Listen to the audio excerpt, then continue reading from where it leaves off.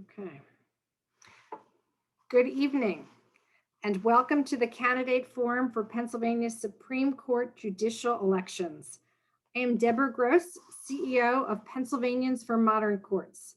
I first want to thank the Philadelphia Free Library for hosting this event and to thank the League of Women Voters, the Pennsylvania Bar Association, the Philadelphia Bar Association, the Allegheny County Bar Association for co-sponsoring this program with us. We have over 400 people registered for this event, so this is wonderful. PMC is a nonprofit dedicated to assuring a Pennsylvania judicial system which provides impartiality, fairness, accessibility, and respect. We have advocated for judicial reforms that promote the rule of law, access to justice, and a diverse, qualified, and independent judiciary.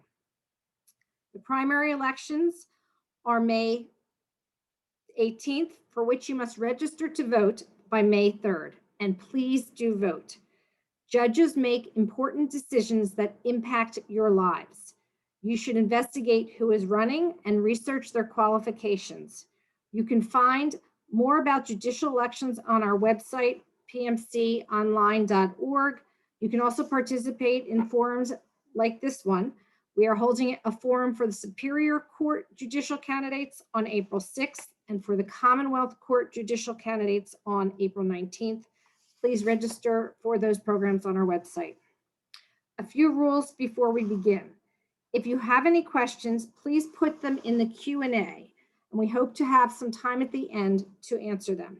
Please know that many questions have already been sent in to us by registrants, so thank you very much. Additionally, under the Pennsylvania Code of Judicial Conduct, judicial candidates cannot make pledges, promises, or commitments on specific issues or on cases that could appear in front of them. That's to protect the impartiality of judges and to provide us confidence that the judges will make decisions based on the facts and the law before them. Judicial candidates may get endorsements from interest groups such as unions and gun rights organizations, but they cannot say how they would rule if a gun law or an employment case were brought before them. Candidates also cannot directly ask for campaign contributions, but they have campaign committees, and their committees are the sources through which their funds are raised. Sorry. I would like to now introduce and thank David Senoff, a founding member of First Law Strategy Group, LLC, for agreeing to be our moderator tonight. David has focused his career on class action lawsuits in important public policy fights for the public and plaintiffs. He has represented clients in federal and state courts across the country at both the trial and appellate levels. He was one of the lead attorneys involved in seeking justice for the victims of the Kids for Cash cases, where a few judges sent juveniles to detention centers in exchange for payoffs, and a few judges were subsequently sent to jail for accepting millions of dollars in bribes. David was recently appointed by the Supreme Court of Pennsylvania to serve on Pennsylvania's disciplinary board, which is dedicated to protecting the public, maintaining the integrity of the legal profession, and safeguarding the reputation of the courts. Thank you, and I'm passing it off to David. Thanks, Debbie. As Debbie said, I'm David Senoff. I'm glad to be here, and because we have limited time, I'm going to jump right in with the first question, which is a question to everybody, for which there will be 2 minutes for each of you to answer. A lot of people refer to this as, a lot of candidates refer to this as the question. He got or she got the question, and what did they answer? So the question is, everybody here, all the judges who are running for the Supreme Court are currently sitting judges on different courts in the state. And the question is, why do you want to leave the court on which you are currently a judge and become a Supreme Court justice? And we can, I guess we'll start, Judge McLaughlin, you are front and center in my screen wearing green, and it's St. Patrick's Day, so we'll start with you. Okay, so why I want to leave my court and go to the Supreme Court is to make even more of an impact. I think over the course of my career, everything that I've done has been in steps, you know, from being a prosecutor and a litigator to being a trial judge and an appellate judge. And so this is just now the next step. And it seems natural to me. It's not that I have a desire to leave the Superior Court for any kind of a negative reason, but I think it's positive, to make a positive impact, to bring my own perspective, a unique perspective to our Supreme Court. Thank you. Judge Patrick? Yes, hi. I'm currently on the Common Pleas Court bench, and I would like to go to our Pennsylvania Supreme Court because based upon my diverse background and experience, when I say diverse, I simply mean that I've had an extensive career as it relates to, number one, being a trial lawyer, and of course, being a trial judge. This is my 18th year on the Common Pleas Court bench, where I've served in every major trial division, where I've adjudicated more than 20,000 cases in my career, and I've written more than 600 opinions to our 3 appellate courts. So I want to get to that court because I believe that's necessary for someone to get there to not only just have an impact, but to be able to make a change. I believe in upholding and defending our constitutions and our rule of law. And I think that that is missing right now from our court. And I'm excited to be able to run for the court and perhaps to even win the election. I think it's important that our court reflects our society. And we need change on that court. And I'm certainly the candidate that is able to bring the level of change that is needed. And so I'm seeking to get there to make a difference, to make a change, and also to implement some things that I believe would help the citizens of the Commonwealth. Thank you. Thank you. Judge Brobson? Well, it's a nice question to ask, David. First, I want to thank the League of Women Voters and the Philadelphia Free Library and the bar associations and Pennsylvanians for Modern Court for making this forum available to the voters, because I do think it's important that the voters get to know the candidates. Actually, as the president judge of the Commonwealth Court, I'm not running away from it. I think it's probably one of the greatest courts in the country, just so unique in the fact that here we have an intermediate appellate court right below the Pennsylvania Supreme Court, whose sole responsibility is to make sure government at all levels follows the law. But we haven't had a Commonwealth Court judge on the Supreme Court in 15 years since Justice Sandra Schultz Newman resigned. And Justice Newman was even only on the Commonwealth Court for a couple of years. I'm in my 12th year on the Commonwealth Court. I was elected in 2009, retained in 2019. And just in December, my colleagues, Democrats and Republicans alike, elected me the 10th president judge of that court to lead it. But over the last 10 years, what I've seen is some of the most consequential decisions that have come out of the Supreme Court have related to matters that emanate from the Commonwealth Court's jurisdiction. And I think bringing that experience as a 14-year litigator dealing with clients who had to deal with government and government compliance, as well as my 11th and my 12th year on the Commonwealth Court ensuring government follows the law, I think that's a new voice that can make a difference on the Supreme Court with that background and that experience that the court just does not have right now. So that's why I'm making myself available to the voters and hoping to secure their vote to win this seat on the Supreme Court. Thank you. And Judge McCullough? Thank you so much, David, and everyone who sponsored this. I also am on my 12th year of the Commonwealth Court. This is my second 10-year term. I served as a trial judge before that in the Allegheny County Court of Common Pleas, was in private practice, chaired the Board of Property Appeals in our county, and currently chair the Appellate Court Procedural Rules Committee. I also clerked for a judge. I worked in the DA's office. I ran a faith-based charity agency. I think I bring a different perspective to the court. I believe in restorative and equal justice, and I've worked with many, many programs to improve the system of justice. And I find that it's most advantageous to be working at it from the very top down, although you can be very influential at this level. But I have also handled cases that have gone into the Supreme Court, high-profile cases that have impacted our nation, our elections, our taxes, our property rights, right to know law. And I think that it would be beneficial for the Supreme Court to have a judge from the Commonwealth Court. The Supreme Court is the most significant Supreme Court in the nation. It was the first one. And it's established much of the precedent in interpreting the Constitution of the United States and of Pennsylvania. I've been very, very grateful to serve as a public servant on the court. When I ran in 2009, I did not take money from attorneys or PACs because I wanted the people to know they would never have to wonder if I was compromised. And I'm doing the same thing now. It would be a privilege to serve on this highest court and affect the decisions that will guide the Keystone State, a pivotal state for our nation's future. Thank you. Thank you, Judge McCullough. The second question, Judge Brobson, we'll start with you. Following up on that first question, and we'll have, I guess, 2 minutes for each person to answer.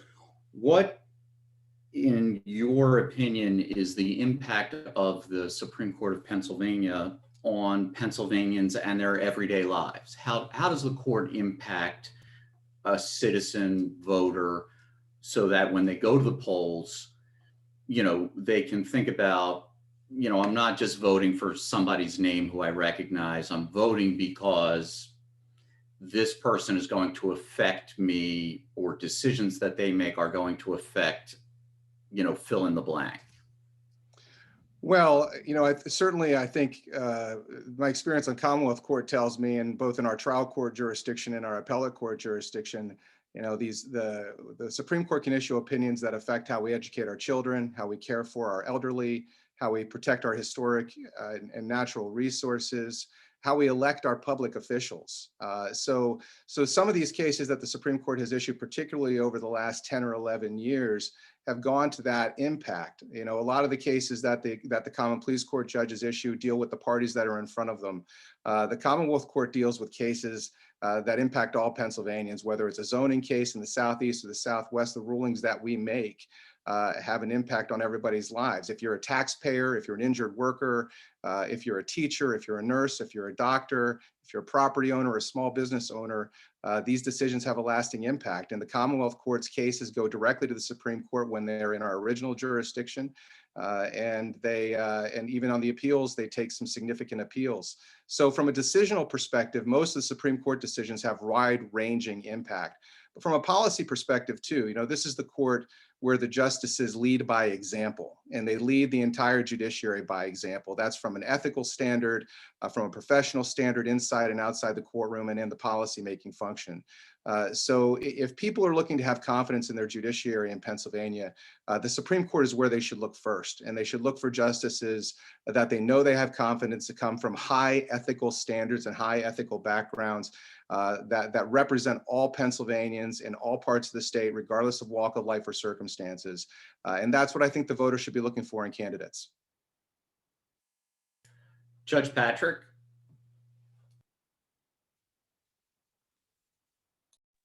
Sorry. I believe that it's important for citizens of the Commonwealth to look obviously to our judges for guidance.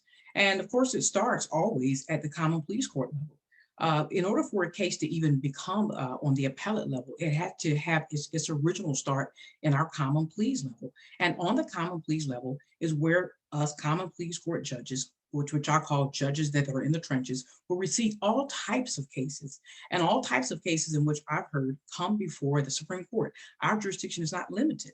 So when we're looking for justices on our Supreme Court, of course, we look for justices that will be fair, that will understand the law, that will apply the law, and the impact that I think judges as a whole have on the lives of citizens is very, very important. For example, a judge has greater authority in your life than the president, than even the mayor or even the governor, because all of us at some point in time have had to come to court either for custody, divorce, support, maybe even you have a loved one that's in the criminal system, or maybe you've just been sued. And so it's important that we elect judges who understand what our rights are and who's interested in preserving our rule of law. Thank you. Judge McCullough? Thank you. What doesn't it impact? In the last year alone, we've seen almost every single right known to mankind drastically impacted, every single right. And the impact was felt primarily by the courts, the higher courts, the Supreme Court of the United States, the Supreme Court of Pennsylvania. One of the things that, besides the topics that go there that affect all of the people: taxes, churches, schools, property, right to know law, redistricting, elections. People want justice, and they want fair trials. They want fair and equal access to the court, and they want to make sure that this is the same across all the courts of common pleas and all of the appellate courts in the Commonwealth of Pennsylvania. And I think it's a great privilege to be able to promote the justice from within the Supreme Court. And Judge McLaughlin? I think the voters want empathy and compassion with any court, and especially starting at our highest court. I think they also want a justice who doesn't just talk the talk, but walks the walk. That's not just around during campaigns, but is out in the community like I am. I not only do education, but I am out there in the community. I never forget when I rule on any matter, whether it was as a trial judge, whether it was as a prosecutor and taking a stance on something, or as an appellate court judge. I never forget that my name on that opinion or that order affects a family's life. And I have the experience, but I also bring that compassion. You know, I was a single mom for many years, and I think that has an impact on who I am, what kind of a judge I am. And so I think the voters want someone like me who brings not only all of the experience in everything everybody has said, because I have experience in every one of those areas of the law, but also that empathy and compassion and the never forgetting where you come from and never forgetting that my signature and my black robe means a lot to a family. Thank you. I'm noticing some questions in our Q&A, and I just want to make clear that I'm not ignoring these questions, but some of the questions are prohibited, not for me to ask, but for the candidates to answer by virtue of the rules of judicial conduct. For example, asking judges their opinion on a piece of pending legislation, which may ultimately get challenged in court and reach the Supreme Court, would be inappropriate. Asking questions about people's opinions about legislating from the bench in general would probably be out of bounds, although I'll ask something like that. But I just want to remind people at home who are watching that it's not because the candidates don't want to answer, it's because they are precluded by law from answering, and which makes this forum interesting just in its setup, but also the process interesting. So let me ask a question, you know, a short one, maybe 1 minute, a minute and a half for each of you, just to describe your views on both, on not only having to run as a member of a particular political party as opposed to just running, you know, nonpartisan, and also part of that, you know, having your party affiliation listed on the ballot, your county of residence listed on the ballot, or some other kind of locating information on the ballot for the voters to see. How do you feel about that? I guess we'll start with Judge Patrick. Well, Pennsylvania is a partisan election state. So, you know, regardless of how we may feel about it, the fact is that we're going to have to run based, of course, upon our party, and also based upon our region that is listed under our names for the primary only. Do I think that we should have nonpartisan elections? Well, sure. But at the same time, there are those who believe that judges should also be appointed. So the current state now, we have partisan elections. And I would say as a candidate, I'm fully aware of that. I fully believe in the platform of even my own political party, which is why I'm running. I do believe that that platform is necessary. A conservative platform is necessary going to our Supreme Court. And I hold true to that. I don't shy away from it. And I think it's important that the voters out there, you know that as well. So because we are in a partisan state, this is a partisan election, I have no problem with it. I do believe elections are much better than the appointment system, because someone like me has, I believe, a greater chance than perhaps going through merit selection. So thank you. Judge McCullough? Thank you. Yeah, I agree with Judge Patrick. We are a partisan election state. We all take an oath to be fair and impartial and uphold the rule of law, the Constitution of Pennsylvania and the United States, and we're not supposed to legislate from the bench. But people are allowed to ask us our personal opinions if we add the caveat that we will abide by our oath. So while we would hope that people, after you're on the bench for 12, 13 years, whatever, they realize that you're being fair and impartial. There is a difference in judicial philosophy, and it probably is reflected in the party platforms. Again, the party being more conservative that I run under the moniker of that party. And so it's important to me, I guess, that the people who would share those values understand that's the platform that we're running from. But would it be nice not to have that there? I guess so, after you've been on the bench for a while, but we still have to abide by the oath. Judge McLaughlin? I never thought of myself as fitting into any one mold. So we could talk for this whole entire program about the pros and cons. I think one of the things you asked was about our addresses. And so there are certain security concerns, and I feel for that. I think we've seen what can happen with that when our addresses are made public. So I am concerned about that. I have 2 children. I share 6 adult children. We have grandchildren. So it does matter to me that our addresses are made public. But again, I think that my decisions affect everyone. Everyone should have a right into who they want as a judge. But I've never thought of myself as fitting into any particular mold. I don't want anybody to vote for me for one reason or because I am from one party. I like to think that over the course of my career, everyone knows who I am. I have a record. It's transparent. And so Republicans and Democrats alike voted for me the last election, and I hope it's the same this. And Judge Brobson? Well, I don't think I'm in a luxurious position here to debate whether we should have merit selection or elections. Pennsylvania, under the Pennsylvania Constitution, we elect our judges, and the manner with which we elect our judges is partisan elections where you have to affiliate with one party or another. Just so happens I've been a Republican my entire life. I've been a conservative my entire life. And in terms of the counties where we reside underneath where we are in the primary, I can't really attest as to why they do that. But running around the state has its benefits. This is a huge state. I'm originally from a rural county in north central Pennsylvania, Lycoming County. And I'm still raising my family in central Pennsylvania in Dauphin with my wife, Lauren, for 22 years and my 3 kids.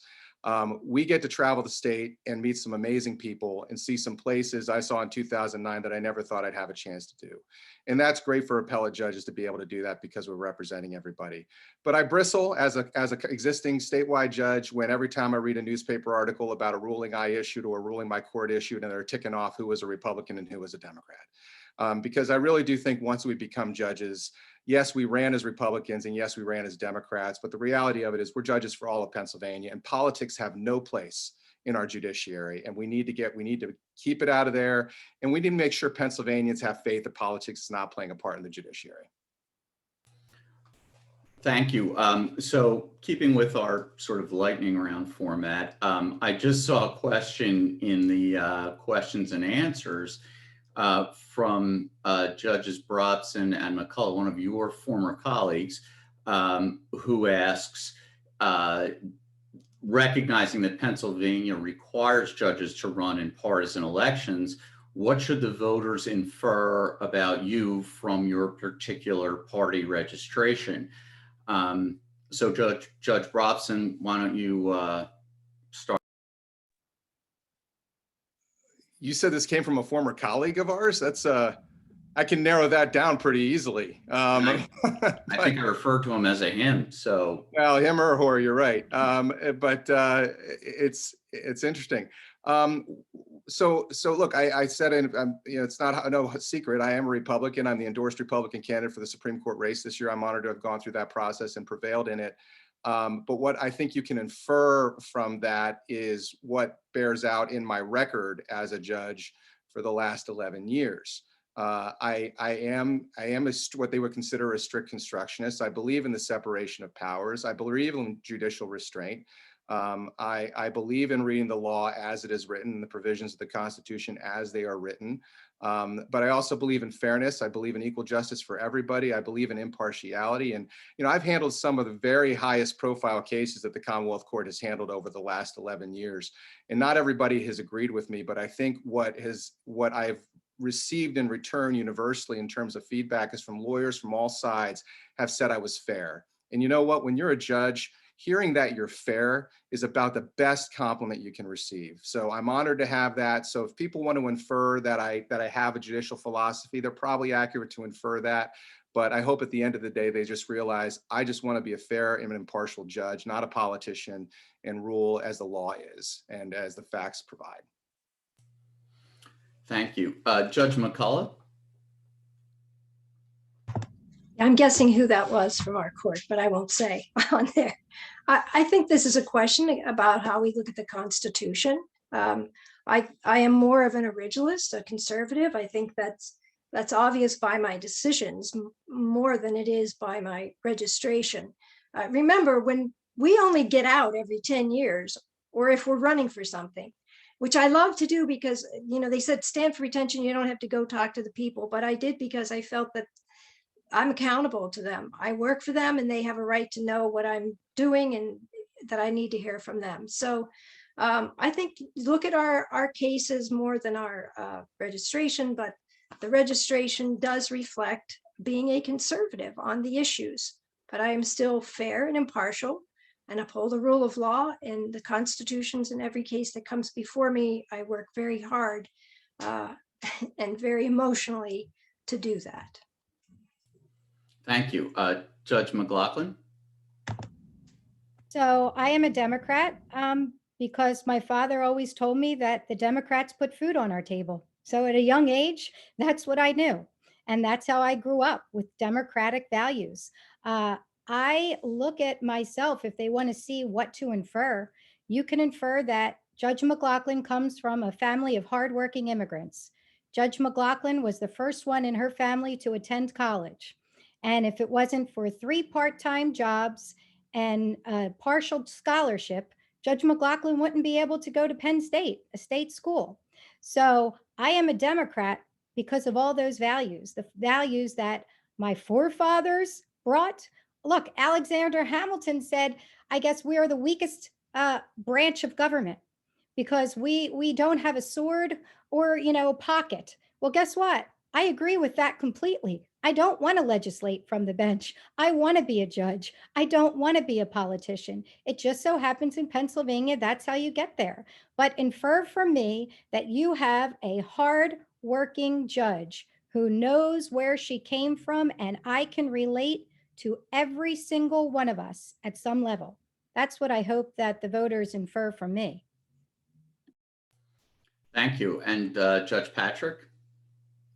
Well, I hope the voters can infer from me a few things. One, I was formerly a Democrat, born and raised in the South, and as an African-American.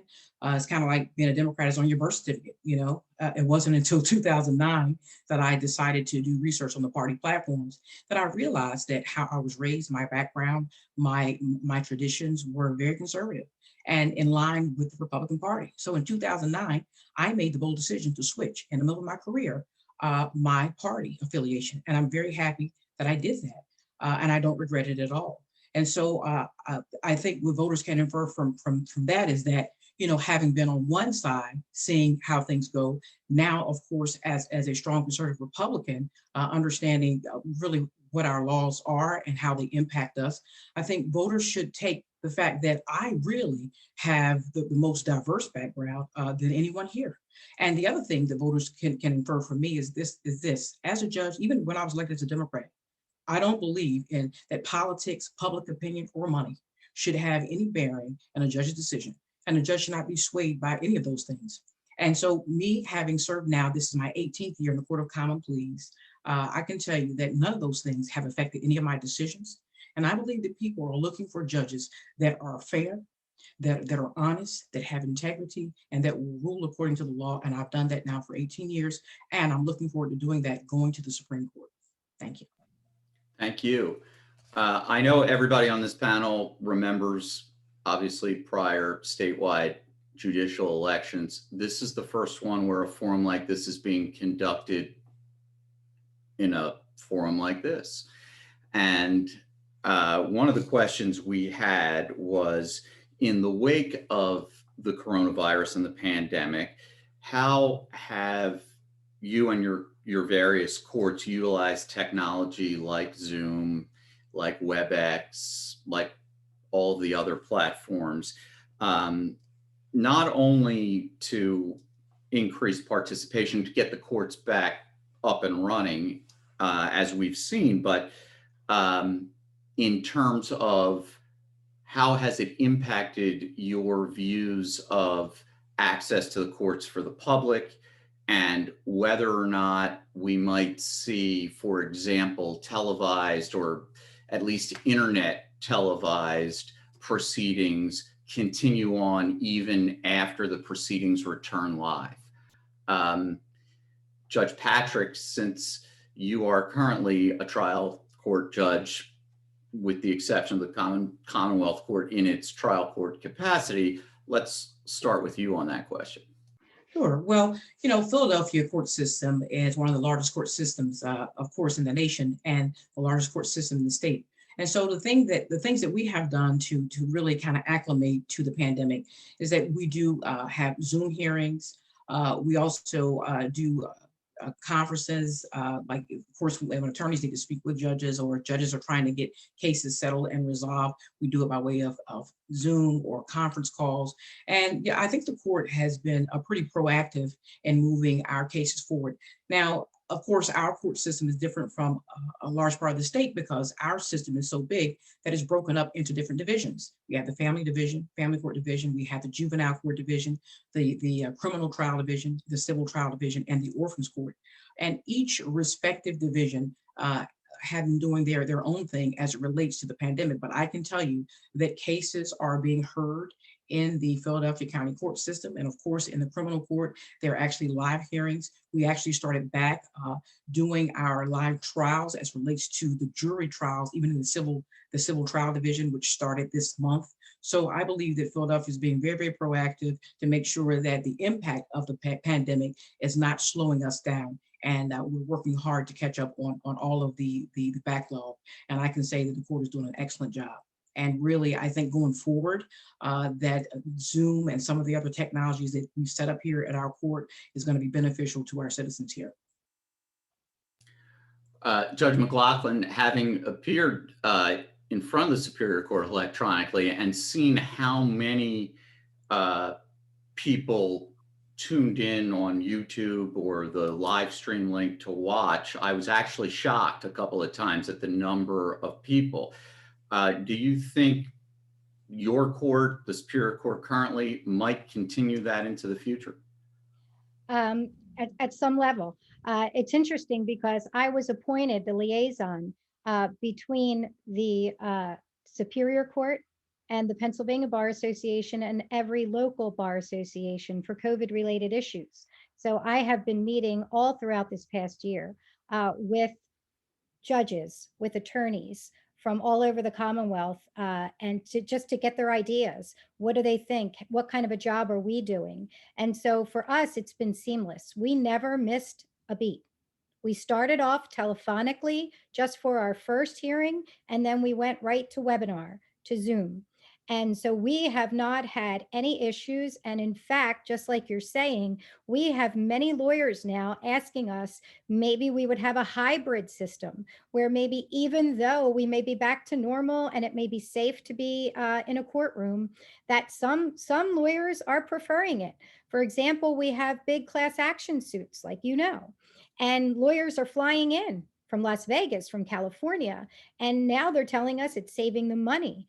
The other thing that I've noticed myself is during the hearings, I'll look at the chat room and look at the participants. And I can see that now, like, there are actual litigants coming on in a criminal matter where that we never had that. If you come into the courtroom and it's just the attorneys that are there, very, very rarely are there actual parties to an action. And now that we're seeing more participation that way. So I think that in the future, there can be some type of hybrid system. We are talking about that now. Thank you. Judge McCullough, having been in the Commonwealth Court, I know how big some of the courtrooms are in Harrisburg, but oftentimes, like Judge McLaughlin is saying, filled with just the attorneys, not the litigants. And I do, like I said, I do see the litigants at least logging on to watch arguments at all levels of the appellate courts now. Do you think the Commonwealth Court or even the Supreme Court might adopt that in real time, like a live stream? Well, let me say, in our original jurisdiction, before COVID, I've already had hearings where, say, some of the inmates, they had to come in by video, and we did do that. There are times when they were on death row. So there are times when you need to use it, and it's wonderful to have the technology. Our court hasn't missed a beat.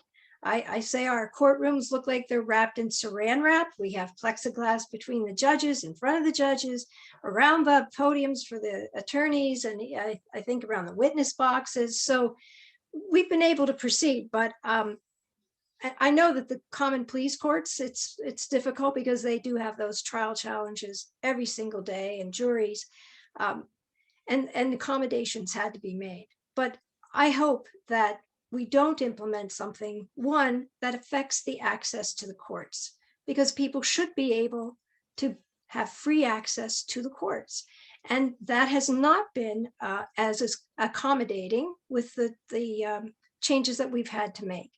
But I understand it. I hope that in the future, we can get back to a more free and open court and conduct our things in person. It's much better when you're trying to look at a witness or the attorneys, if you can have everybody in front of you. So ideally, I would like to see us get back to that, but I know there are going to be situations where, and it's wonderful to have the option when we need to make special accommodations. Hopefully, this is temporary. Judge Brobson? Well, I want to commend my colleagues and President Judge Mary Hannah Levitt, who preceded me, for doing a tremendous job of, as Judge McCullough mentioned, not really missing a beat. The last time we had in-person appellate oral arguments was February of last year. Ever since then, I think March and April, we didn't have any arguments. Most everything was submitted or pushed off till our May argument session, and that's when we instituted WebEx. No offense to my friends at Zoom, but AOPC tells me that WebEx is a more secure platform, so that's the one that we use as appellate court judges. But I think it's been very helpful. It's allowed us to keep moving forward. I prefer video to telephone because being a former appellate practitioner, there's just something about being able to read the face of the judge and be able to react a little bit to some things that you're seeing, and vice versa. But I think WebEx has been a tremendous platform to help us as we navigate the COVID pandemic and what is hopefully the light at the end of the tunnel and coming out of it. I was the first judge in Pennsylvania to actually have a statewide live streamed evidentiary hearing. And I can tell you that the lawyers did a tremendous job and our technology staff did a tremendous job, given the circumstances, but I much prefer in-person proceedings. I much prefer in-person arguments. I think it's strange when we went when we went virtual, a lot of appellate practitioners were complaining that this is like the worst thing ever. We need to get back into the courtroom.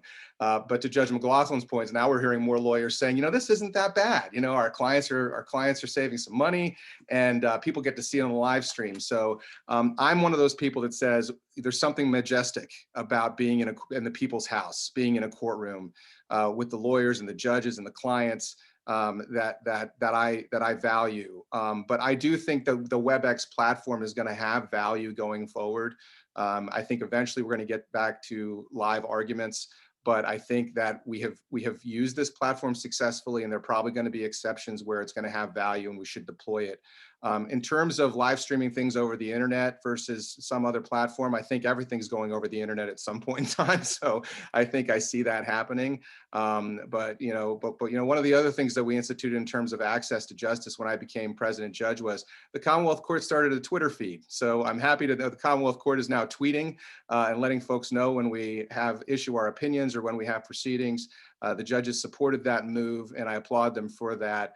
Access to justice is very, very, very important, but I also think being together, being human beings, having that interaction together is helpful to our health and to our health as a nation, to our health as a state, and to the health of our practice, to the profession of law. Thank you. Let me take a break from some of these political and pandemic type questions. And since we didn't ask everybody to speak a little bit about themselves at the beginning, let me ask, because I've seen a number of questions. One question was submitted already. One question was just asked online, essentially asking which of your personal experiences in your lives do you believe have prepared you both for being a judge and for one person here being a Supreme Court justice in Pennsylvania. Judge McLaughlin, let's. So if I had to point to one part of my life that I think, I would say it was the time that I was a single mother, because that brings so much to who I am and who my boys are and what kind of men they became. So, just from when I was a prosecutor, and that was my only job as a lawyer for 19 and a half years, I had to resign from that job to run for judge. And so that was really scary. One of the scariest things I ever had to do, but I thought to myself that, I have to lead by example. If I want to teach my boys anything, then, to go for something in life, they have to learn from me. And so also multitasking, I was a judge on the Court of Common Pleas for 6 years. I was a single mom for all of those 6 years and never once missed a day of work. I never had a decision overturned either during that period of time. And so I'm proud of that. But I think all of that stems from my time as a single mother. I think when you're the sole responsibility of 2 young boys, it's a lot on your shoulders, but it also makes you a warrior. And it makes you be able to think that you can handle anything that life brings at you. And also you bring that to the bench. And so I thought that I was bringing it for all 3 of us. And so I did that. And I'm proud of who I am. And I'm proud of the young men that my boys have become because of that. So I think if I had to point to one thing, it would be that time that I was a single mother. Thank you. Judge McCullough? I think that all of the experiences that we have as attorneys and in our practices obviously develop and grow the base for us to then walk into a judicial position. But I think the one thing that affected me the most, that would prepare my heart the most for being a judge who is one who cares, the do justice, love mercy, was when I served in the family court, when I was appointed as a trial court judge by the governor with the unanimous consent of the state senate in Allegheny County, appointed as a trial judge. I served in the family division, and I did a lot of hearings with juveniles, at-risk youth, families who were struggling, having to send babies and young children to shelters or foster homes, and then hearing PFAs in the afternoon and contempt hearings. And it just gave me an insight into some patterns maybe and that we need to address in the court system. It's not just like, oh, this person did something wrong, now let's condemn the person and get rid of them. I think we've addressed that to some extent with the specialty courts that we have implemented as a state justice system. Obviously, there are some more I would like to see implemented, but it was the most emotionally compelling job I ever had. And I think it is a check in my heart at all times to listen very carefully, look at what's happening. Yes, apply the law and the Constitution, but to be fair and to be one who dispenses true justice.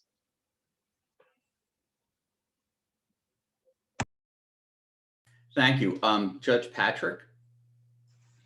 Well, looking back at my life, I would say that my most telling, I think, experience in terms of making me who I am is growing up in rural North Carolina. I grew up in a small town, and growing up, my parents, we had several acres of land, and in the front part of the house we had corn.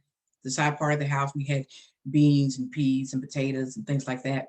In the back of the house we had melons, watermelons, cantaloupe, honeydew. And every day coming from school, we'd have to go out there to the field. We'd have to pick the corn, shuck the corn, the beans, etc. And I can tell you, I learned the value of hard work. My father was a soldier. And one thing my father taught us is that you don't go to college to get a job, you go to create your own job.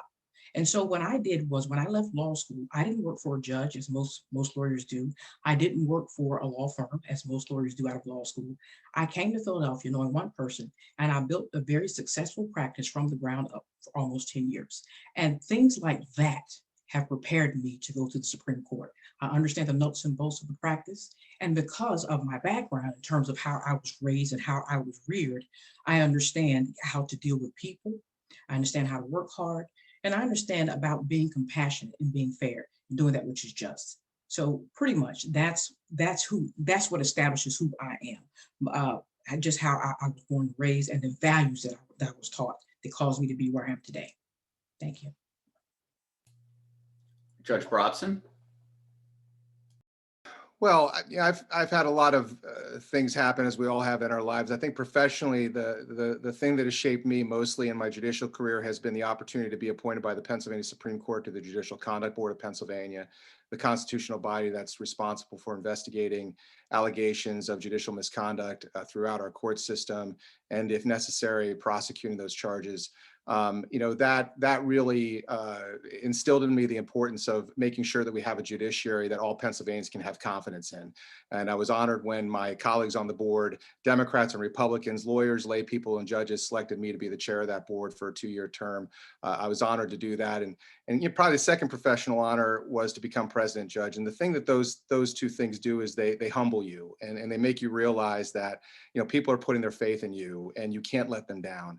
And that's what I don't want to do. I don't want to let my colleagues down. I don't want to let Pennsylvania down. And I realize when I go into that judicial center every day, I'm doing the people's work, and it means so much to me. Personally, probably the most, other than my wife that I've been married to for 22 years and my 3 kids, probably what shaped me the most was when my daughter was diagnosed with cancer. It is an amazing thing when you hear that diagnosis and have to share that with your 7-year-old daughter. But she's doing great now, but the one thing was it did 2 things too. It drew me closer to my faith. But the most important thing it did for me was to realize how blessed I was, because there were so many people that received that diagnosis that were less fortunate, that didn't have the resources that I had. And it really does humble you and make you realize what blessings that you have and how important it is to you to give back, which is why we got into Penn State, involved in the Penn State Dance Marathon, raising money for the 4 Diamonds to conquer pediatric cancer. It just is amazing the good work that people are doing out there. And that really did shape who I am and how important it is for me to serve. Thank you. And so I see we're down to our last 10 minutes, and I want to try and divide as best we can that time, but reserve the bulk of that time for some questions we've been getting about money and judicial elections generally. But before I get to that, there was a question from a participant that asks, because of record numbers of Gen Z and younger voters in the past election cycle, what would you collectively all want to know, want them, the younger voters, to know about the importance of the Pennsylvania Supreme Court, and how do you in your lives and your careers work to learn from younger people, younger voters, during the time that you're allowed to be, you're permitted to be out campaigning, but also just from your experiences on a day-to-day basis. Sorry about that. Judge McLaughlin, let's start with you. Well, I start right in my home with my boys because they are that age. So they have no problem telling me what's good, what's bad with everyday life, with campaigning and what I should be doing. But also just from being out in the community. I'm involved in youth groups and juvenile justice programs. And so I think we need to listen to these young folks because I always say they're not nearly our future. They're our now.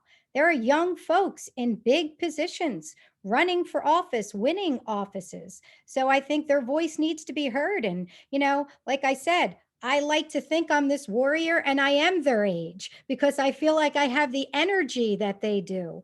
But then I know when I have to have a young staffer follow me around and put stuff in the chat room just so that I can talk, I know that I need their help.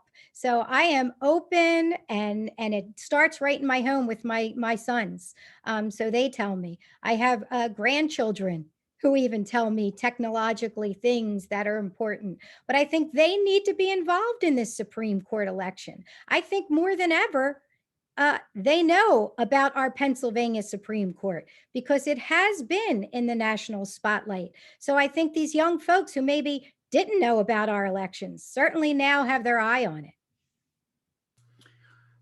Judge Patrick? Well, I have a young son as well, and a young teenage son now, and I learned so many things from him. But at the same time, I also work with inner city youth. I've served as a mentor, helping the youth to transition in certain things, certain areas in their lives. And I think it's very, very important that we have some connection with our young people. The Pennsylvania Supreme Court, whenever they make any laws, it affects all of us. And I think the young people need to know the impact of their decisions. And, what is it that they can say or do to maybe get involved in the process to help vote and things like that.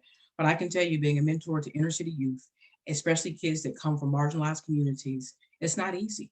It's not easy. And I think that judges should know that and be aware of that unfortunately, the justice system is not fair to everyone. And it doesn't really treat everyone the same. And as judges, I would hope anyone going to the Supreme Court, like myself, you would want that to make sure that everyone is treated equally and everyone has equal access to the system and to the law. Thank you. Judge Brobson? Well, when I got elected in 2009, I went into a Facebook coma. So I have been social media free until this most recent campaign. So my now 13-year-old, who was 2 years old in 2009, is very savvy with social media. So he certainly helped me with that process and getting up to speed. Two of the greatest honors of being a dad was registering my daughter, who's 20, to vote, and my 18-year-old son to vote. I hope they vote for me. I'm keeping my fingers crossed. But look, I think part of the thing that we have to start with the youth is encouraging them to vote. I mean, we always often get the question, what does it mean to be a citizen? Well, one of the most important things to be a citizen is to register to vote. That's one of the things that we can do to express our honor for our country, for the men and women who fought and lost their lives for it, for our Constitution, is for them to participate in democracy. And part of the responsibility we have as judges, part of the responsibility we have as candidates, is to reach out to them and encourage them and engage them. And I've done that. And I enjoy that aspect of campaigning, and I enjoy that aspect of being a judge, counseling boys who are trying to get their citizenship in the nation and citizenship in the state, badges for Boy Scouts. It's just an enjoyable time. But this generation is very important. I think they're awake. I think they see the importance of the Supreme Court. And again, pointing out to the recent decisions, when they, there's some decisions that the Supreme Court issues that, that don't impact everybody.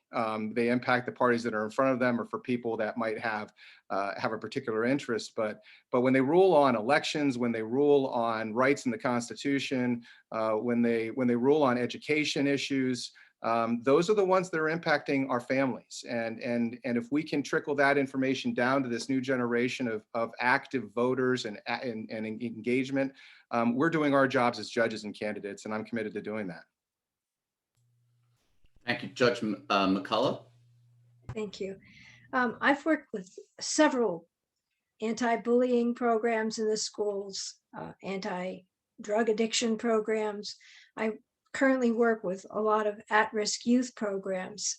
I know this generation has a lot of challenges that have come against them that many of us never had to deal with, no matter how poor we might have been growing up or whatever. But they are the future.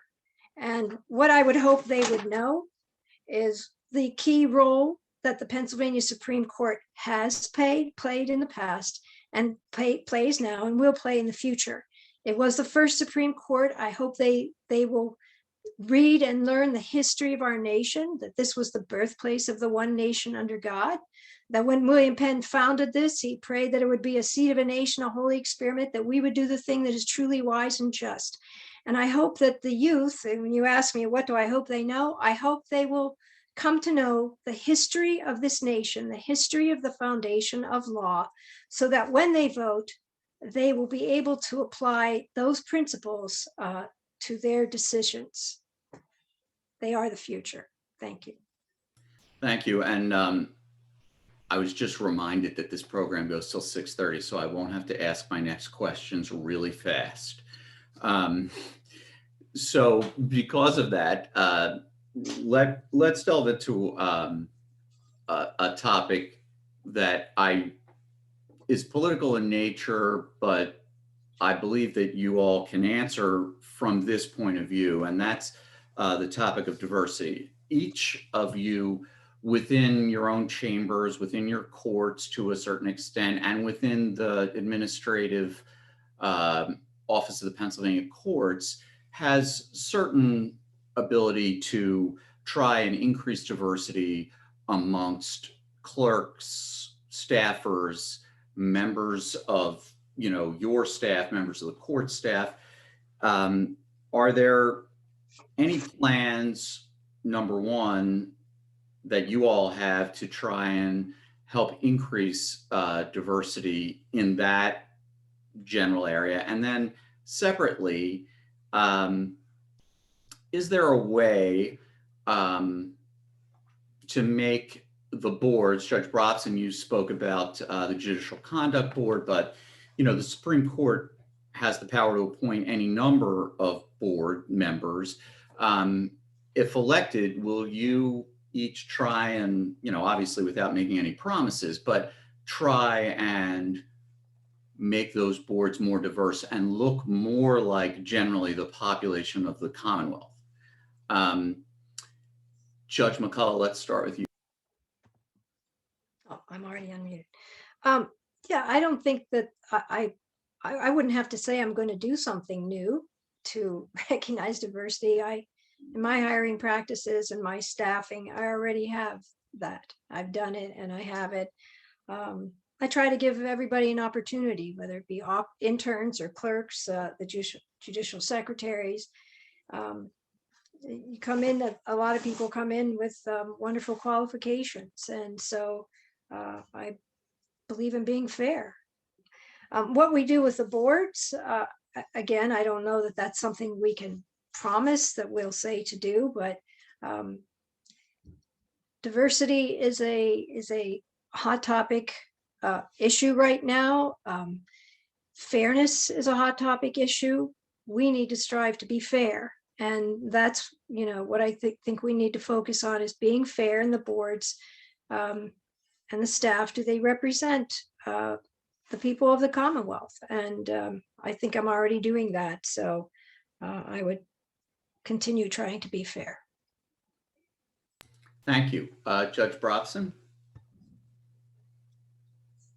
So I think I can make this representation. I believe that every committee of the Supreme Court, including with the appointment authority, the Judicial Conduct Board is not a committee of the Supreme Court. It's an independent body, and as is the Court of Judicial Discipline. But the Pennsylvania Supreme Court appoints half of the members of both of those bodies. So I would think that that as a Supreme Court justice, if I have the opportunity to make an appointment or recommend an appointment to my colleagues, I would want to look at the composition of the committee or the board to see if it does represent the broad reach of Pennsylvania, corner to corner, gender, race, ethnicity, all those things. I mean, I think we're valued when we have those viewpoints, and I certainly would commit to looking at that, as I have done in my hiring practices in my chambers. I mean, we have a responsibility. I've taken it very seriously to help when it comes to clerks, to building the next generation of lawyers. What I'm looking for as clerks, because we have so few opportunities to have clerks, is for somebody that wants to be that next public service lawyer, that next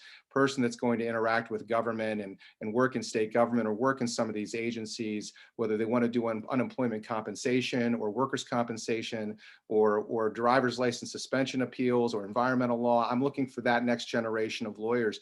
And I've had a great opportunity to hire some fantastic clerks from all walks of life, from all educational background, and hopefully launch them on a path to career, good path and good career. I think that's part of our responsibility as judges to do that. And I look at it as my chamber's family. I take a lot of pride in that. I like to think it represents the diversity that all of Pennsylvania has to offer. And I have a commitment to continue to doing that, because I think that's important for us to do as judges and as justices. Thank you. Judge Patrick? Well, I think it's important that our Supreme Court takes the lead on being more diverse in terms of the appointments for the different committees, commissions, and boards and things like that. I think it's necessary. I think that we live in a time where everyone in our society should certainly be represented in these respective boards and commissions and things like that. The other thing I think is important is that if we're going to talk about diversity, then we need to be serious about making sure that we have qualified applicants to be a part of these different things. And also looking at your own staff. I mean, since I've been a judge since 2003, I've always made sure that my staff was quite diverse, whether it was race, whether it was gender, whether it was religion, whatever. Because I do think that our courts are better when we can have everyone involved in the process and not leave other people out. But I do believe that our Supreme Court should be key, should be the lead in making sure that these things are diverse, and even making sure that our courts are diverse. I think a lot of people don't really realize this, but even in Pennsylvania, we have less than even 5% of even our judicial court staff that is representative of our population. And so that's important. And I think that, we should not be silent on diversity in any respect in the 21st century. And yes, I would be committed to making sure that these things are looked at appropriately, and qualified, diverse applicants get their fair shake. Thank you. Judge McLaughlin? I absolutely promise to ensure more diversity if I'm in a position where I can appoint. I not only promise, it's underrepresented. Minorities are underrepresented, and I can assure you that if I am a justice on our Supreme Court, I promise to make that happen. Not look into it, I will make it happen. You know why I know that? I started it right for my own staff. When I became a Superior Court judge, we get to pick law clerks. I made sure that I had representatives from the LGBTQ community on my senior staff. I didn't have many minorities, quite frankly, applying for jobs as law clerks. So guess what? I held a position open and recruited until I had a Black candidate and a Black person that could be my law clerk, my senior law clerks. It is important to me. Again, as I said, just the same with my sons. I don't just talk the talk, I walk the walk. I 100% promise that I will ensure a diverse, any kind of authority that I have to appoint, but also with my staff, because I made sure of it in the Superior Court, And I'm the same Maria McLaughlin if I'm appointed to, elected to our Supreme Court. It's going to be no different with me. Thank you.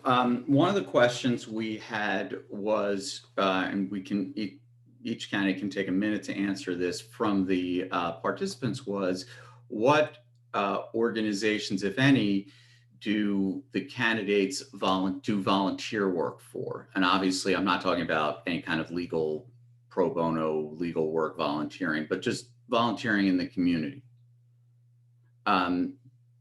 Judge McCullough, let's start with you. Okay. Like I said earlier, I believe in restorative and equal justice. So it's been very important to me to, especially after my experience in the family court, to reach out to the community and try to improve the system of justice. In doing that, I have helped to work with a residential drug treatment center facility that was set up in a county, one of our neighboring counties. Also taught in the jail for 6 years with a program that reduces recidivism from 40 to 60% to 8 to 12% through the internal program of teaching the core skills. It's faith-based and mentoring and aftercare. And I've continued to work with the aftercare. I've worked with at-risk youth. I've worked with veterans programs to help them deal with their disabilities. Currently working with a program to try to implement statewide, just connecting the human trafficking issue, the modern day form of slavery, as it's called. It's a $32 billion industry. And there have been so many people that have been doing wonderful things. And we have a core group that we've been working with to try to make the connections and tie them and present a proposal maybe for a diversity court on that. There's been a number of other activities that I've worked with, but I've just continued to try to work with things that help to improve the system of justice. To me, that's very important. Judge McLaughlin. So my husband serves on the African American Museum in Philadelphia. We're very involved with that museum and that community. The Veterans Multi-Service Center. We have much to do and volunteer with the veterans, not only in Philadelphia, but all over our Commonwealth. I volunteer and do many community service projects with our synagogue, Mikveh Israel in Philadelphia. Also youth groups, women's prisons. We go into women's prisons with judges, a program called Success In and Out. Before COVID hit, I was headed to Zambia. My son was a volunteer in the Peace Corps. And so we were building a basketball court in his village that didn't have any electricity and plumbing. And he had it set up that I was going to teach young girls before COVID hit. So the most important thing and what my parents taught me was that it's so much more important to give back. No matter what, we came from humble beginnings. I grew up in a row home. We had nothing, but we had everything compared to so many other people. And so I never forget that. So I could go on, but there are a couple things that are near and dear to my heart. Thank you. Judge Brobson. Well, having 3 kids, I was involved in the two that are still in the house for the most part. A lot of the parental activities take up your time. So I've spent a lot of time volunteering for youth sports. My oldest son is an Eagle Scout. He just completed his Eagle Scout project. God bless him, did a 90-person outdoor amphitheater at his school. So I was recently lugging a lot of block, but helping the scouts with their merit badges, overnight camping and things like that, just being able to work with these young boys, some of them from great backgrounds, some of them from not so great backgrounds, but just trying to make themselves better and improve themselves. I enjoy volunteering for that. Near and dear to my heart, of course, is the Four Diamonds at Penn State Hershey. this organization, this entity that raises money annually to help conquer pediatric cancer, working with starting a mini-thon at my kids' high school or my kids' grade school, where they're raising millions and millions of dollars to help conquer pediatric cancer and support these families with health care, so they don't even have to think about a bill. They don't have to worry about paying for their treatment. All they have to do is worry about taking care of their kids and taking care of their family.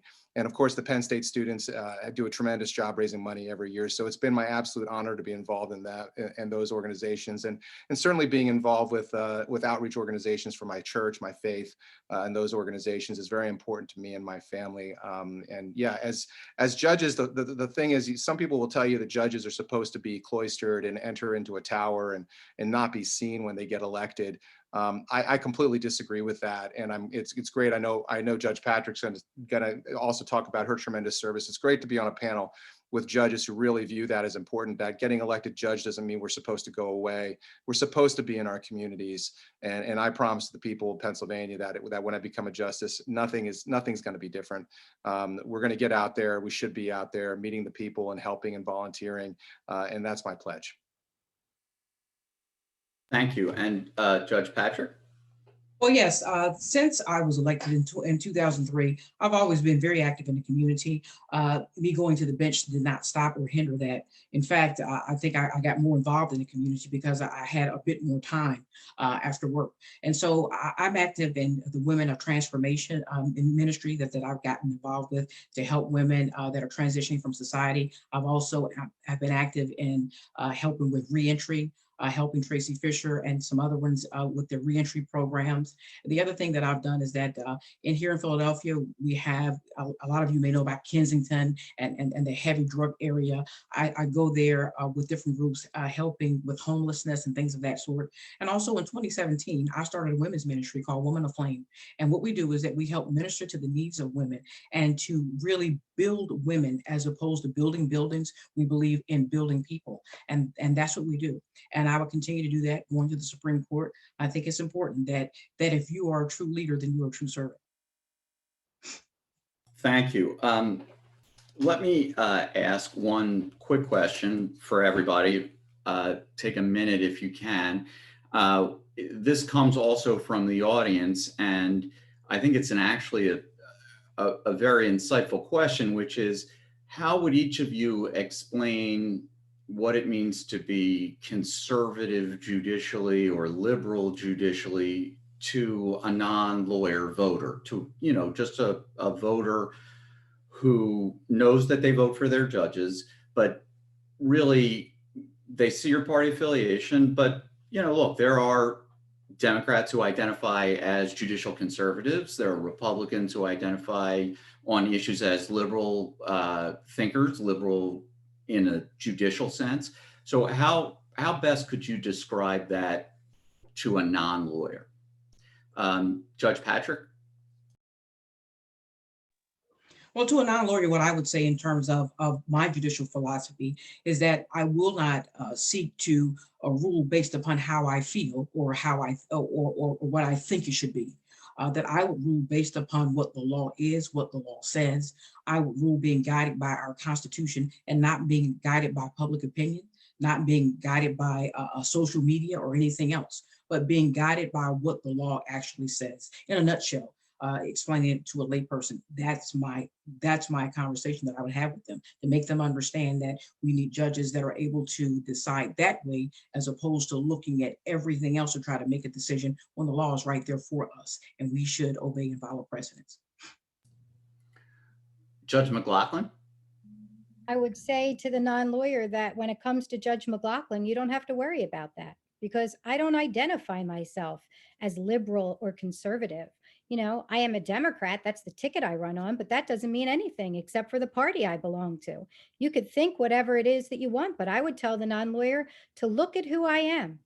Look at who we are, look at our qualifications, and look at our life experiences, and look at our record, our judicial record. And so, I don't rule on ideology. I rule at the facts that come before me. We don't go out and seek our cases. They come to us. And so I would say, don't worry about that if you're looking at me, because I don't fit into any mold. Thank you. Judge McCullough?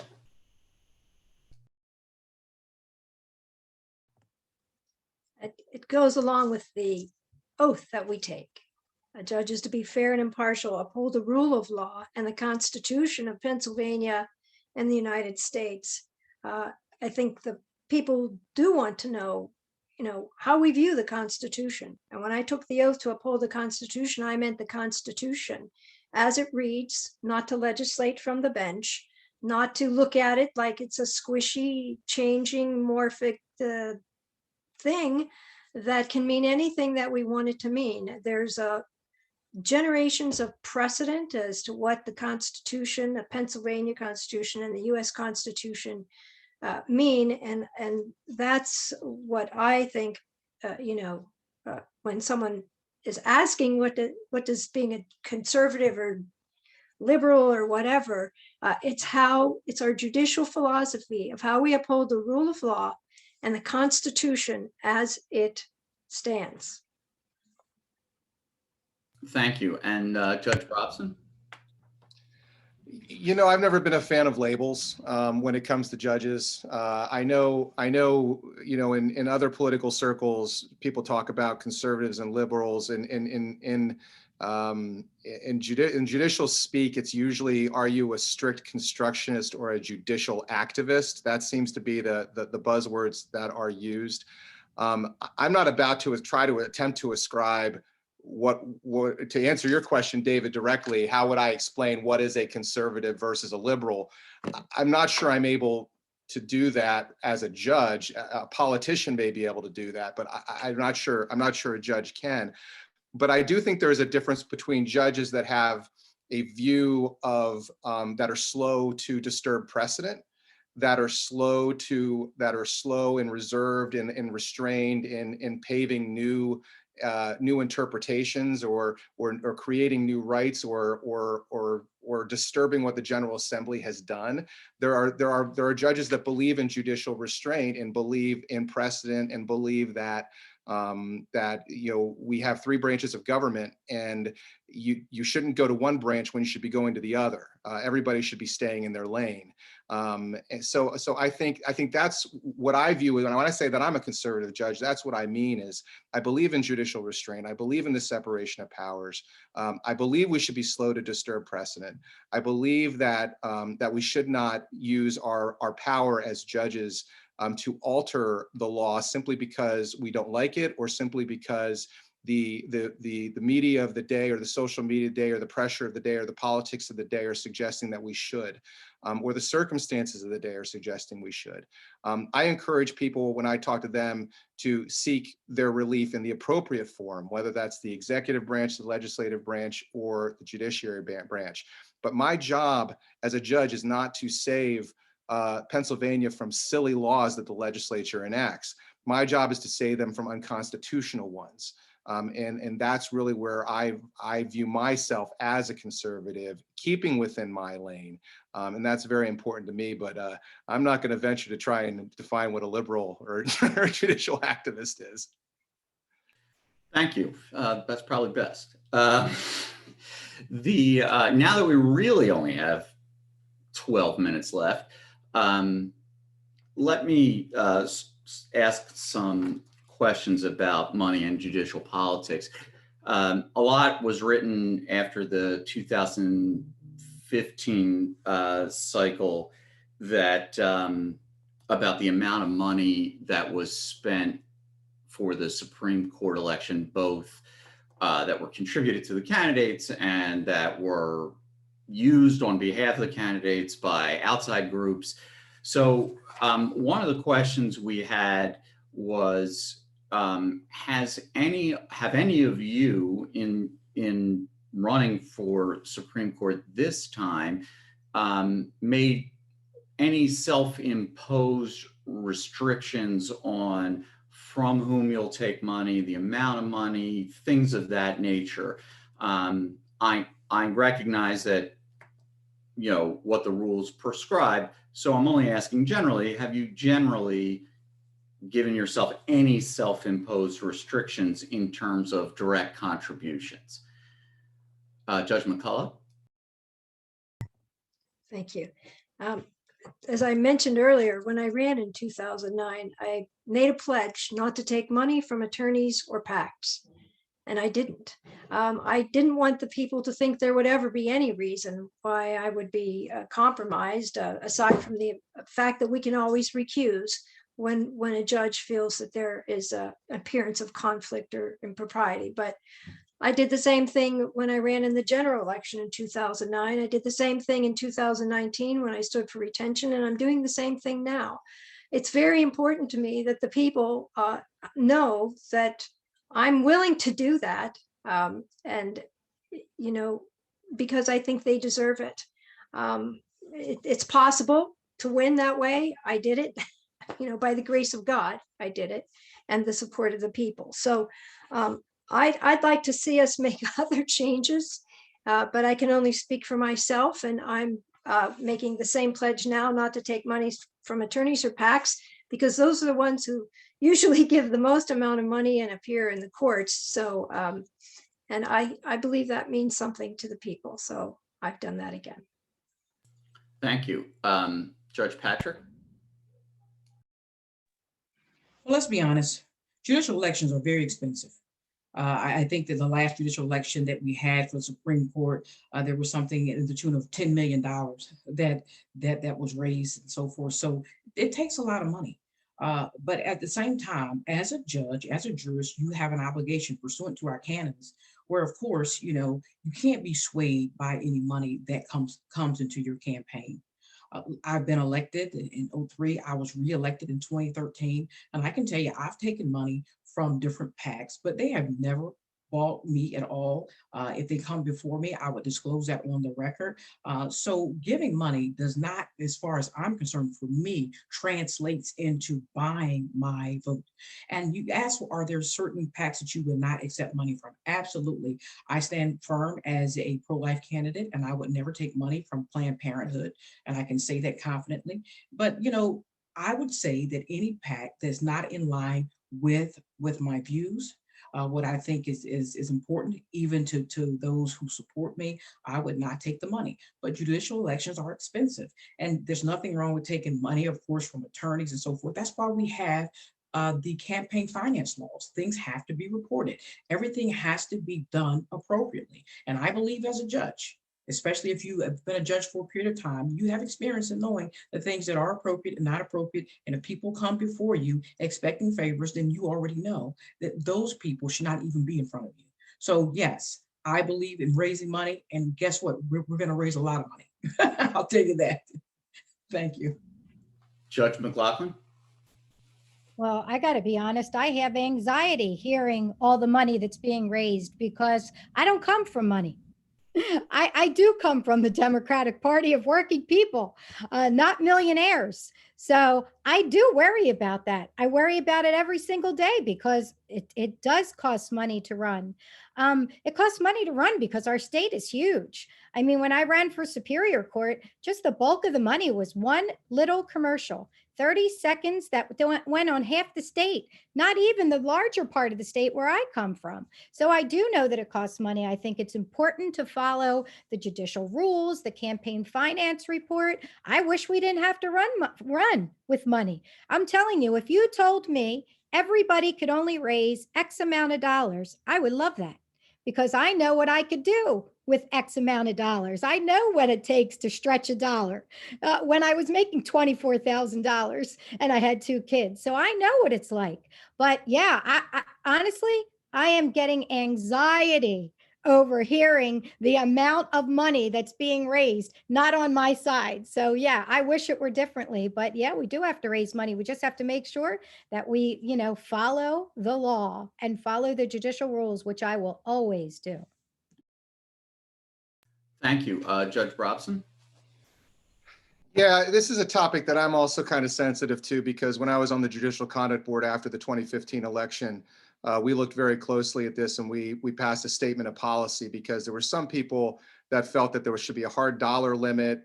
In fact, I think there was some debate within the Supreme Court when they modified the rules, whether there should be a hard dollar limit or a percentage of the total you raise. It's difficult. So the canon basically says, from a disqualification perspective, that you need to apply a subjective test, which I've not yet met a judge who can't find that they can pass the subjective test. Can I be fair even though this person gave me thousands of dollars? Well, of course I can. But the most important part of the test is the objective test. And that's the objective test is, what would the public believe if they saw that lawyer in front of you or that party in front of you, and knowing that the amount of money they gave your campaign could possibly influence the outcome of the case? So it's very important that judges not shield themselves from the amount of money that's being raised when their campaign committees are raising them. I've heard judges say, I don't want to know. Well, you have to know. You can't be blind to it. You can't put your head in the sand. You have to know where your money is coming from, because especially sitting judges, we need to know who's giving to our campaign, because we need to know if we need to disclose or we need to recuse. So look, I think money is part of this. I think the idea that you can run statewide for Supreme Court and not educate the voters about everything about yourself without money is frankly a little bit naive, because the voters deserve to know our records. And it's not something that they're going to run in every newspaper, if people even read newspapers anymore. It's something that we have an obligation as the candidates to get out there. And the only way we can get our records out and get you to know who we are is through financial resources. So it's part of the beast. I really do wish it wasn't. I'm in the McLaughlin camp on this. I wish it wasn't part of the process, but it is. And I think in terms of limits, have I set? My campaign committee knows my heart. They know where my lines are. There are certainly organizations that I would never want money from, organizations that preach hate, or organizations that are intolerant. Any organization that would attempt to give me money like that, my campaign committee is aware that they should not be soliciting that kind of money. Hard caps, I don't know. I've never seen a contribution come to me yet that made me scratch my head and go, wow. But maybe that'll happen, and we'll have to look at that. But look, we're trying to do the best we can under the system that the Constitution has given us. We have an obligation to educate our voters. We can't just put our name on a ballot and just hope that we get pulled. And that's kind of our obligation, and it takes money, and we're going to do it in an ethical way. Like I said, I'm very familiar with the canons. I'm very familiar with the JCB statement of policy, and I plan to adhere to it. Whether it's a disclosure to a party or an outright recusal. And I will be aware. I will monitor what happens with my committee in terms of their fundraising activities, because that's my responsibility as a sitting judge too. Thank you. And let me ask this question. I guess it'll have to be our final question, because it's been asked in various forms from the participants. What Supreme Court justice, living or dead, has inspired you in some way, either to become a lawyer or become a judge or want to run for judicial office? Judge Patrick? Well, the Supreme Court justice that actually inspired me to even want to be a lawyer and pursue the system of justice was, of course, Thurgood Marshall. I admired his career and how he was able to come through the ranks and do the things that he was able to do. But in terms of my judicial philosophy and what I actually believe, Clarence Thomas is the other person that I would hold true to. There were two African-American jurists that were on our Supreme Court. Clarence Thomas still there, but I'd say Thurgood Marshall, in terms of just his background and experience in terms of being a lawyer, he inspired me to do that. But I would say Clarence Thomas, no doubt, in terms of his philosophy. Thank you, Judge Brobson. Are you asking for United States Supreme Court or Pennsylvania Supreme Court? United States Supreme Court. Just wanted to make sure. Probably the justice that I most admired, and I actually had an opportunity to meet him before he passed, was Justice Scalia. And it's not just because I think we share a similar philosophy, but I admire him for two reasons. One, he had a wicked pen. He could write a great concurring opinion or dissenting opinion, and just be very clear and very straightforward. And I strive to do that in my writing. I try to write opinions so people understand. They may not agree with me, and I don't promise people that they're going to agree with me, but what I try to promise them is in my opinions, they're at least going to know why I reached the decision I reached. You know, a lot of frustration people are feeling in Pennsylvania right now is because they just don't understand why. And I think as judges, it's not just our responsibility to decide cases, but to explain the why. And I think Scalia just had an excellent way of explaining the why of every one of his positions. Probably the other thing I most admired about him was his relationship with Ruth Bader Ginsburg, because to me, collegiality on the courts is critical. Getting along with your colleagues, whether they're Democrats or Republicans, it doesn't really matter, but we have to work together. And our court is very collegial. We have a history of that, a tradition of that, and it's something that I really value about the Commonwealth Court, and something I would hope to bring, if successful in this race, to my colleagues on the Supreme Court, is that idea of collegiality. It's very important. It's why I think I ultimately was elected president, judged by my colleagues, Democrats and Republicans alike. It's why I think I was elected to serve as the chair of the Judicial Conduct Board by lawyers, lay peoples, Democrats, Republicans alike. Collegiality is the secret sauce to the judiciary. And that's really what I valued about Justice Scalia and Ruth Bader Ginsburg's decision. Couldn't be farther apart in terms of how you approach it to see cases, but they were friends. They went to the opera together, and that collegiality is priceless. Thank you. Judge McLaughlin? So there was never a justice that inspired me to become a judge, because in my wildest dreams, I never imagined I'd be a judge. Graduating from college in my house was the big deal. So no justice ever inspired me. If I have to look to a justice who I admire the most, it's Ruth Bader Ginsburg for many reasons. Her guts, her tenacity. She's a trailblazer, and she broke glass ceilings for women and minorities, all things that I am so proud of. So if I have to say one justice that I admire the most, it's her. Thank you. And Judge McCullough? Well, I would say first, Justice Harlan, because he was the only one who dissented in that Plessy-Ferguson case, which was horrible, separate but equal. Modern day, I would look at Justice Scalia and Justice Thomas. Justice Scalia, having heard him speak, I just thought he was very smart, very entertaining, but he was always striving to follow the Constitution. And Justice Thomas, because his opinions are always very straightforward. He